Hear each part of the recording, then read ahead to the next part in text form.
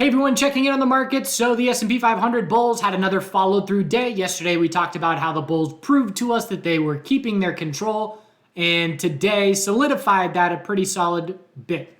Solidified solidly. So we got a double top still. We did break resistance, but obviously not by much at this point. Holiday tomorrow, no trading. Half day on Friday. But bulls want to see a solid, bulls really want to just fill this gap. 406.79 is the next level we're looking to, which is that gap fill. And of course, if we get up there, then that's a good amount of follow through over this resistance level. What the bulls do not want to see would be daily consolidation from here, because that would be shaping up the potential of a rising wedge. And it would look something like that.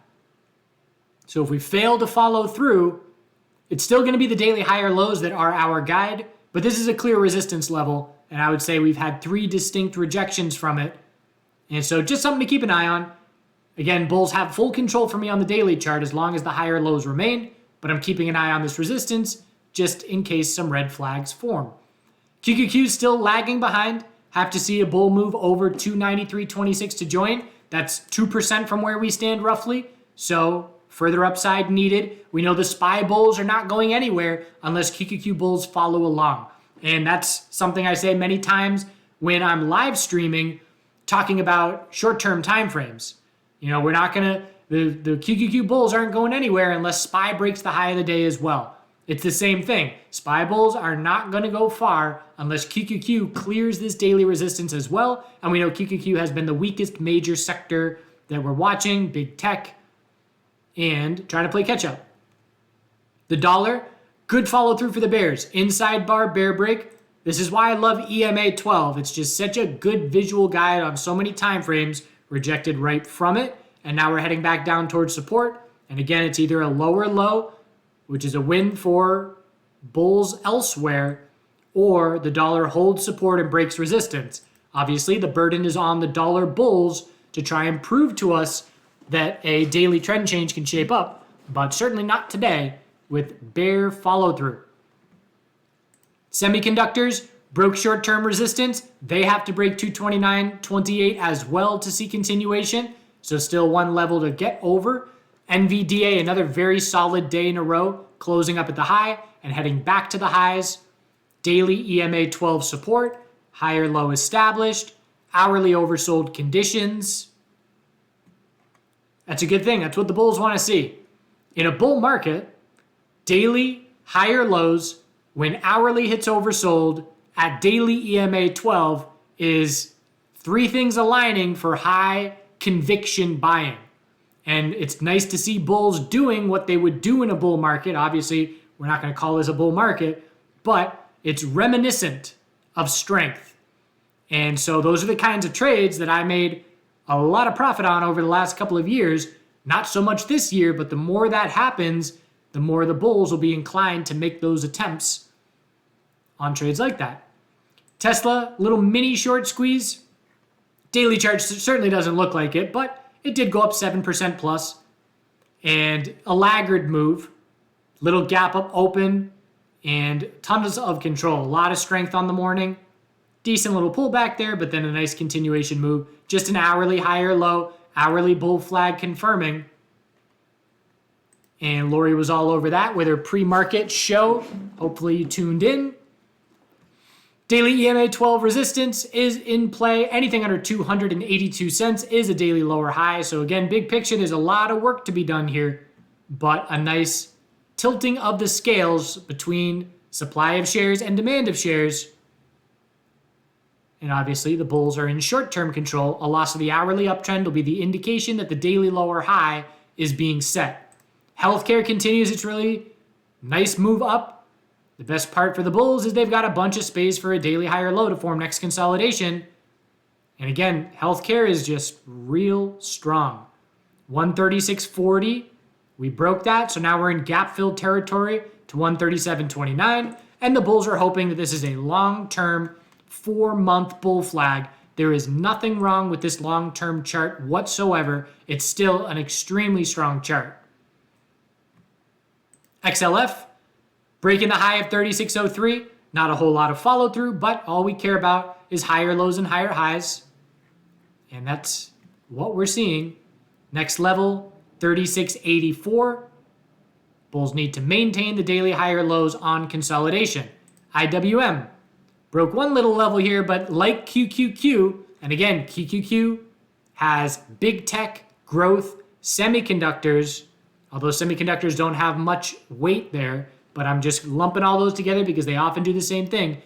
And it's growth and QQQ, big tech and growth, that are lagging behind here and not testing our recent highs where everything else is. So 189.56 would have to break. That's 3% from where we stand if we are going to see confidence and continuation. Biotech sector, double top at resistance, 82.05. And bears really defended that level. 82.05, and then on the morning, 82.07, 82.12, 82.12, and then we rolled over into weakness. I shorted this 5-minute lower high, nailed it, and we came so close to rolling over and breaking, confirming a 5-minute bear flag and breaking the low of the day. At that point in time, the broader market bulls were grinding higher and didn't see any kind of weakness to help.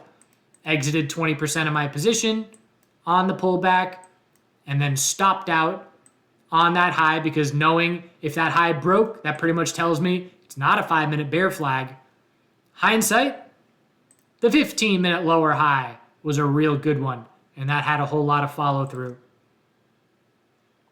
1.8%, which for the leveraged ETF is 5.4%. So almost ended up being wrong. Wrong for a small amount of green is always nice, but could taste it. It was so close. I loved the setup. I loved how it was positioned.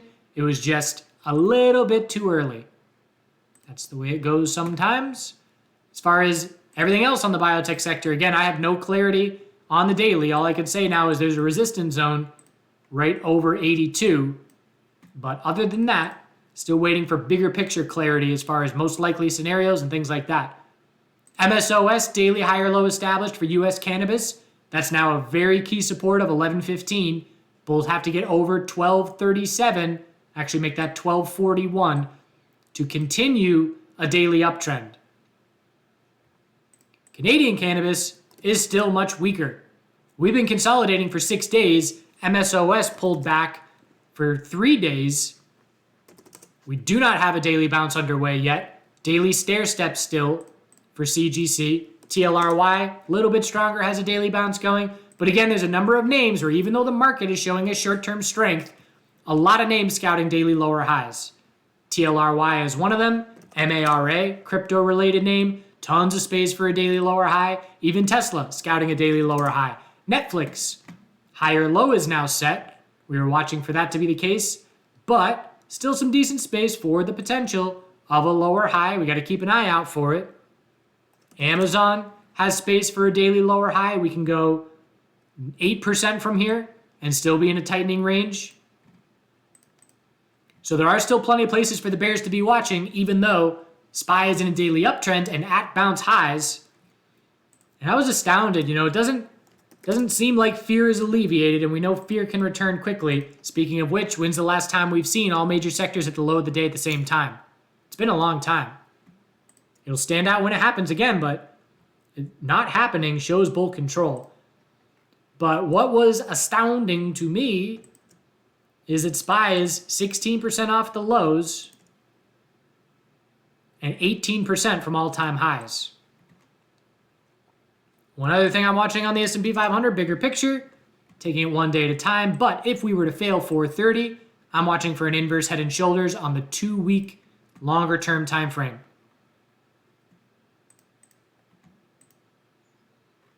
This isn't an impressive bounce. We've had impressive bounces in the past that have led to lower lows, so not going to lose sight of that.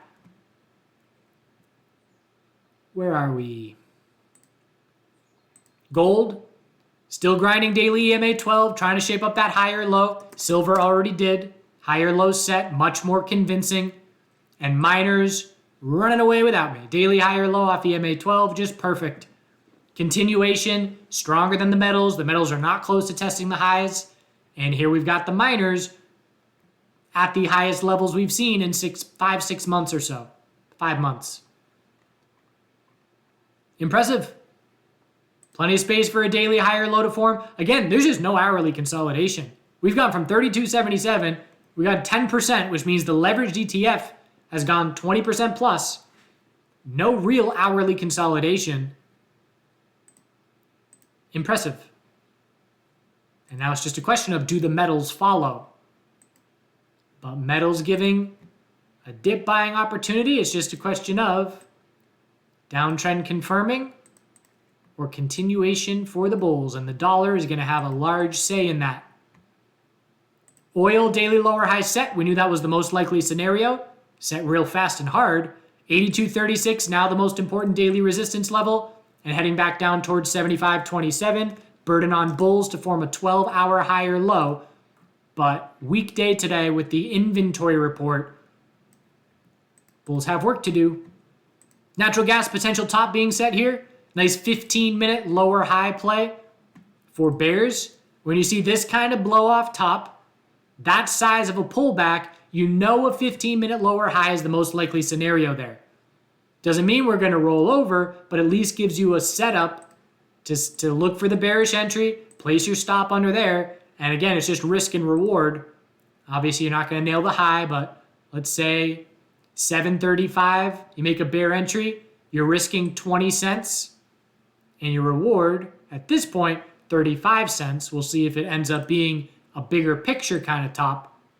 Still a 4-hour uptrend, but watching for signs of a little daily climax into daily consolidation.